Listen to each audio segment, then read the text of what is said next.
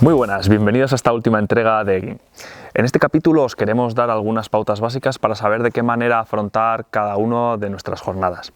Es muy importante cuando vamos a pescar a zonas nuevas o incluso nuestras zonas más habituales, poder analizar las zonas y saber de qué manera pescar en cada una de ellas. Normalmente cuando realizamos la técnica del egging siempre la hacemos en zonas anexas o cercanas o incluso en zonas creadas por el hombre. Normalmente son estructuras como pueden ser rompeolas, como pueden ser puertos o zonas exteriores, pero siempre cercanas a estructuras humanas. Por lo tanto es muy importante saber analizarlas para poder tener jornadas muy fructíferas. Vamos a pasar a analizar las más habituales. Cuando estamos hablando de zonas portuarias, normalmente siempre empezaremos a pescar por las zonas exteriores, donde están los rompeolas, las grandes rocas o grandes bloques. Estas zonas son muy productivas a última hora del día y a primera hora de la mañana. Son zonas donde los pequeños cefalópodos o los medianos cefalópodos se acercan para poder comer, puesto que normalmente estarán iluminadas. Luego pasamos a las zonas un poquito más interiores de los puertos, zonas de acceso de los barcos. Son zonas muy productivas para pescar sobre todo calamares, aunque también podréis encontrar alguna sepia. Siempre fijaros y no pesquéis demasiado durante el tránsito de los barcos, puesto que este tipo de movimientos no les gusta demasiado a los cefalópodos. Cuando estéis dentro de una zona portuaria, fijaros muchísimo en los cabos, cuerdas, boyas y demás. Son puntos muy productivos, puesto que normalmente los cefalópodos van ahí a alimentarse y esos puntos atraen a su alimento, que son los peces pasto. Cuando vayamos andando en el puerto es importante siempre mirar al suelo. Podréis ver marcas de tinta y podremos saber si son recientes o no.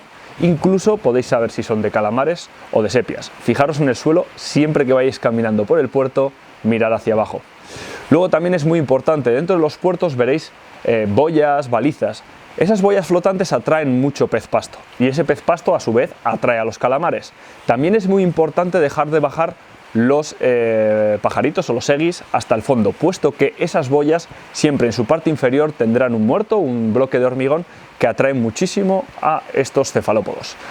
Luego las zonas exteriores de puertos que estén anexas o estén cerca de playas, trataremos de prospectarlas con mucho cuidado y de manera muy concienzuda, puesto que no son zonas de paso, sino son zonas donde suelen estar largos tiempos y sobre todo cuando estemos buscando sepias. No nos olvidemos nunca de pescar las paredes de los puertos. Las paredes de los puertos son un imán de peces, puesto que ofrecen cobijo, ofrecen distintas luces, puesto que siempre dan sombra y normalmente habrá barcos amarrados a ellos.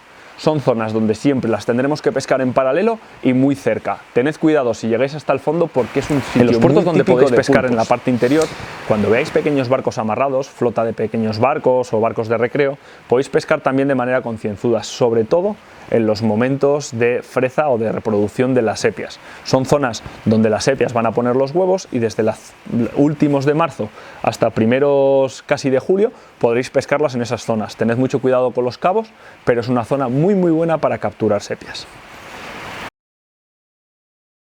Siempre que pesquemos en las zonas donde el ser humano está presente, podremos pescar de noche con alumbrado.